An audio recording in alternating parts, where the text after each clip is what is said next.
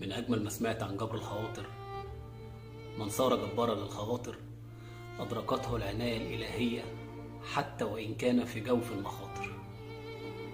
أنا سمعت فسعيت أعرف أكتر فحاولت أنفذ، فقسما بالله ربنا سبحانه وتعالى طلعني في حياتي من موقفين 3 أنا لحد اللحظة دي ما أعرف أنا طلعت منهم إزاي.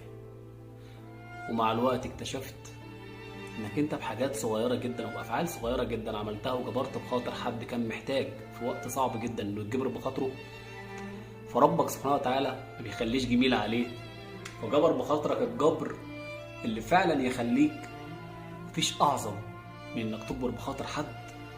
هتلاقي ربنا سبحانه وتعالى بيجبر بخاطرك، وما ادراك ما جبر خاطر ربنا سبحانه وتعالى ليك وليه.